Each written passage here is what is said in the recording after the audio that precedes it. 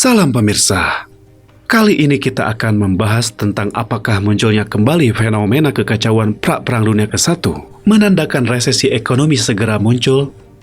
Sejak awal tahun ini, gangguan rantai pasokan dunia yang disebabkan oleh perang Rusia-Ukraina dan pencegahan epidemi pemerintah Tiongkok yang sangat ekstrim telah memperburuk krisis energi dan pangan global. Harga minyak mentah internasional yang telah lama berada pada level di atas 100 US dollar, inflasi tinggi yang terjadi di Amerika Serikat dan Eropa telah memecahkan rekor selama beberapa dekade. Sedangkan kenaikan suku bunga The Fed, apakah akan memicu resesi ekonomi global? Fenomena inilah yang sedang menjadi fokus perhatian banyak pihak saat ini. Inflasi tinggi memicu kenaikan suku bunga besar-besaran. Apakah Amerika Serikat menghadapi momen Volcker? Menurut data yang dirilis oleh Kementerian Tenaga Kerja Amerika Serikat pada 10 Juni, indeks harga konsumen CPI Amerika Serikat bulan Mei 2022 naik menjadi 8,6% year over year, lebih tinggi daripada bulan April yang 8,3% year over year.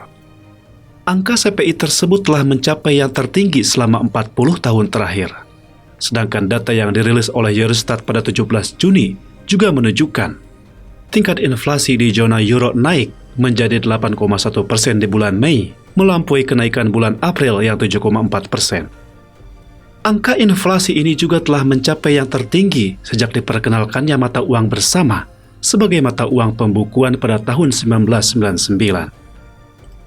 Selain itu, menurut data yang dirilis oleh American Automobile Association, bahwa harga rata-rata bahan bakar minyak untuk kendaraan di Amerika Serikat juga naik 5,4 per galon US dollar pada 11 Juni, menembus angka 5 US dollar untuk pertama kalinya dalam sejarah.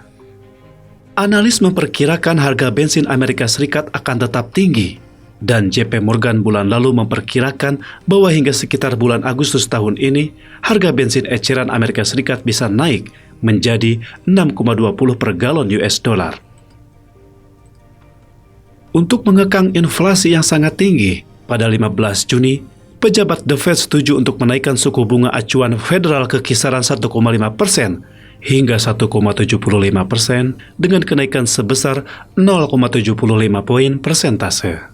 Ini merupakan kenaikan suku bunga tunggal terbesar sejak bulan November 1994.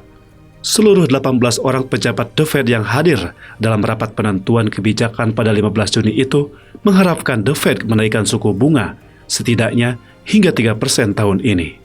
Bahkan setengah dari pejabat memperkirakan bahwa tingkat suku bunga dana federal mungkin perlu dinaikkan menjadi sekitar 3,375%.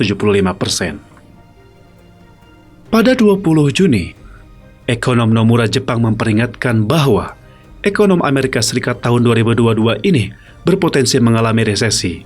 Ini sebagai akibat The Fed berusaha memperketat kebijakan moneter melalui pendinginan inflasi yang telah mencapai tingkat tertinggi dalam beberapa dekade terakhir.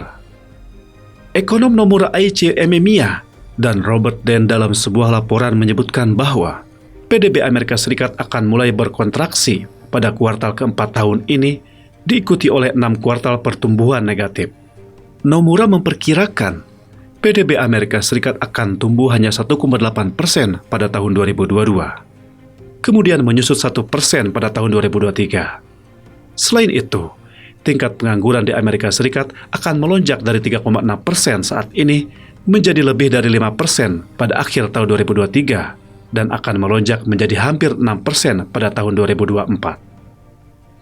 Pada 22 Juni, Ketua Federal Reserve Jerome Powell mengatakan bahwa The Fed masih berkeinginan terus menaikkan suku bunga untuk mendinginkan inflasi yang panas.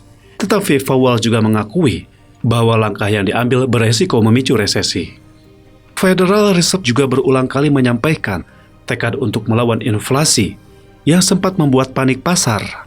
Tak lama kemudian para ekonom dan analis mulai berdiskusi dalam lingkungan mereka. Apakah momen Volcker akan datang lagi setelah 40 tahun menghilang? Momen Volcker yang disebut mengacu pada tahun 1980 ketika Ketua Federal Reserve dijabat oleh Paul Volcker. Dengan dukungan dari Presiden Ronald Reagan, ia menaikkan suku bunga acuan federal menjadi 20% untuk memerangi tingkat inflasi tahunan yang mencapai 10% lebih. Kebijakan suku bunga ekstrim ini berlangsung sekitar 2 tahun, dan meskipun berhasil mengatasi krisis inflasi yang tinggi di Amerika Serikat, tetapi langkah itu juga secara langsung berkontribusi pada resesi yang muncul di awal tahun 1980-an. Periode ini dikenal sebagai momen Volcker. Brian McCarthy, kepala strategi di lembaga pemikir ekonomi makro McClellan's, baru-baru ini mengatakan dalam wawancara di New Tank Dynasty TV bahwa Powell dan Volcker menghadapi situasi yang sama sekali berbeda. Volcker menghadapi situasi yang hampir sama yang sering kita lihat di Turki atau Argentina, yaitu selama 1 dekade terjadi salah urus keuangan, suplai uang yang buruk, ditambah lagi dengan tingkat tarif pajak yang tidak terkait dengan harga barang yang mengakibatkan kenaikan beban pajak. Dalam situasi seperti ini, memang membutuhkan tindakan yang sangat kuat untuk memulihkan kepercayaan pasar. Itulah sebabnya mengapa pada tahun 1981 Paul Volcker menaikkan suku bunga menjadi 20%. Meskipun resesi di Amerika Serikat saat itu mengerikan dan prosesnya menyakitkan, tetapi paling tidak Paul Volcker berhasil membangun kembali kepercayaan masyarakat terhadap nilai dolar Amerika Serikat.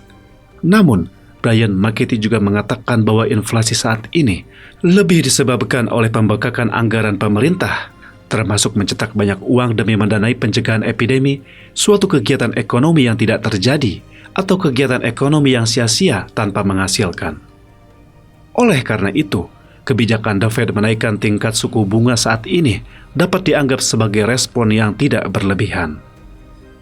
Brian McCarthy mengatakan, The Fed seharusnya tidak membicarakan pendekatan Volcker yang akan memungkinkan kesalahan menyebar ke seluruh sistem.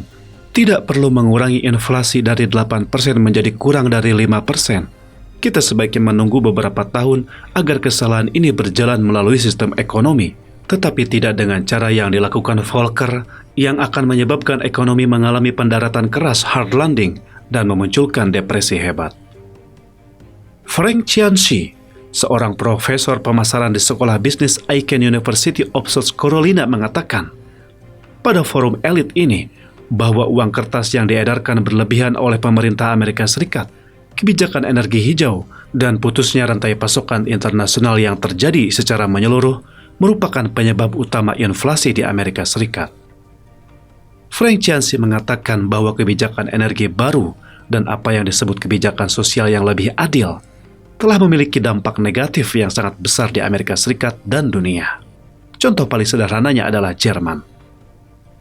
Akibat Jerman secara sepihak dan dalam waktu singkat mencapai kebijakan energi hijau, lalu menutup secara bersamaan semua pembangkit listrik tenaga nuklir, akhirnya mereka langsung jatuh ke dalam krisis energi dan terpaksa harus lebih mengandalkan pada minyak dan gas alam Rusia.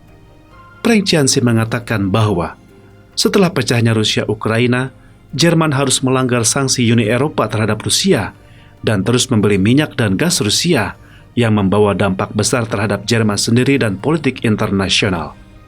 Sedangkan di Amerika Serikat, kebijakan sumber energi baru ini dan beberapa kebijakan sosial yang lebih adil sebenarnya adalah faktor utama mengapa Amerika Serikat mengalami inflasi saat ini dan bahkan mungkin memasuki resesi ekonomi. Inflasi di Amerika Serikat saat ini belum mencapai tingkat krisis minyak yang terjadi pada tahun 1970-an, tetapi sebenarnya sudah mendekati tingkat 10% sebelum Perang Dunia Kedua. PDB Amerika Serikat kuartal pertama tahun ini sudah turun 1,5%, dan sekarang data kuartal kedua menjadi sangat kritis. Jika PDB kuartal kedua juga turun, maka Amerika Serikat resmi memasuki resesi. Perang Rusia-Ukraina, reorganisasi tatanan internasional, munculnya kembali situasi kacau sebelum Perang Dunia Pertama.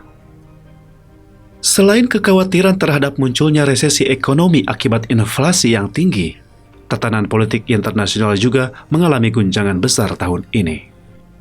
Pada 24 Februari, invasi Rusia ke Ukraina telah mematahkan sistem internasional lama yang menghormati kedaulatan teritorial nasional setelah era Perang Dingin. Pola dunia sedang dibagi dan ditata ulang, sedangkan pemerintah Tiongkok mencoba untuk merebus situasi kacau ini dengan meningkatkan investasinya di bidang militer dan menunjukkan kecenderungan untuk mengambil resiko militer yang semakin kuat pada isu Selat Taiwan. Terkait hal ini, Mr. Shishan, seorang editor senior dan pemimpin redaksi media Epoch Times, mengatakan pada forum elit bahwa situasi yang kita hadapi sekarang jauh lebih berbahaya daripada 40 tahun silam. Bahkan dapat dikatakan bahwa situasi yang dihadapi baik oleh warga Amerika Serikat maupun dunia saat ini lebih mirip situasi yang terbentuk pada 100 tahun yang lalu, di mana merupakan era akhir dari pemerintahan Victoria Inggris. Di masa itu, Inggris sudah mampu mendominasi dunia. Ia selain menggunakan pound sterling untuk mengontrol keuangan global, Inggris juga memiliki kekuatan militer, pengaruh politik, serta banyak koloni di dunia. Namun ketika era Victoria berakhir, karena kebangkitan negara-negara Eropa lainnya seperti Jerman dan Rusia, sehingga konflik antara kekuatan Eropa lainnya dengan Inggris jadi membesar sampai akhirnya berkobarlah Perang Dunia I dan Perang Dunia II. Mr. Shishan menunjukkan bahwa warga Amerika Serikat saat ini sebenarnya menghadapi masalah yang hampir sama, yaitu salah satunya soal besarnya kekuatan militer Amerika Serikat, dan yang lainnya adalah dolar Amerika Serikat masih menjadi sistem penyelesaian keuangan global. Proses globalisasi saat ini sangat tergantung pada dolar Amerika Serikat sebagai sistem penyelesaian keuangan. Namun, jika sistem mata uang mulai bermasalah, misalnya, pemerintah Amerika Serikat sekarang mengedarkan sejumlah besar uang kertas sebagai tanggapan atas pencegahan epidemi yang sebenarnya telah mendevaluasi nilai dolar Amerika Serikat. Jika globalisasi tidak lagi mempercayai sistem dolar Amerika Serikat, masalah apa yang akan ditimbulkannya? Akankah muncul sebuah titik balik sekarang? Mr. Shishan mengatakan bahwa perang Rusia-Ukraina ini dapat dikatakan sebagai sesuatu yang belum pernah terjadi sejak Perang Dunia Kedua. Meskipun sebelumnya juga pernah terjadi negara besar menyerang negara lemah, tetapi umumnya hanya bertujuan untuk menyerang pemerintahan, pihak lain atau mengambil beberapa kepentingan negara itu, tidak berniat mengubah negara, juga tidak mengubah pembatasan nasional. Hal mana bisa dilihat dari serangan militer bekas Uni Soviet ke Republik Ceko, Hungaria, atau pengiriman pasukan Amerika Serikat ke Grenada, Irak, dan Afghanistan. Itu tidak dimaksudkan untuk mengubah tanah negara-negara ini. Tetapi dalam situasi saat ini, Rusia telah menggunakan kekuatannya untuk mengubah pembatasan Ukraina, yang mengirimkan sinyal yang jelas ke semua negara di dunia bahwa aturan telah berubah, jadi bagaimana negara lain harus menghadapinya? Tidak ada aturan internasional yang dapat melindungi Anda hanya dapat melindungi diri sendiri, kata Mr. Shishan. Dan hal ini akan menyebabkan peningkatan substansional anggaran militer, dan pengeluaran militer adalah pengeluaran pemerintah yang setara dengan mengintensifkan masalah inflasi, karena semua pengeluaran pemerintah dilakukan dalam mata uang negara, ditambah rantai pasokan global tertentu. Jika ada masalah di tautan, itu akan menyebabkan masalah besar. Mr. Shishan mengatakan bahwa saat ini benar-benar berbahaya. Masalah yang kita hadapi sekarang sebenarnya telah lebih kompleks dan lebih besar daripada yang dihadapi pada tahun 1970-an dan 1980-an. Jika kita ingin melihat lebih jauh, bahkan mungkin situasi di era akhir Victoria, yaitu pada awal abad ke-20, situasi yang terjadi sebelum meletusnya Perang Dunia Pertama. Sampai di sini dahulu pembahasan kita hari ini. Terima kasih atas perhatian Anda.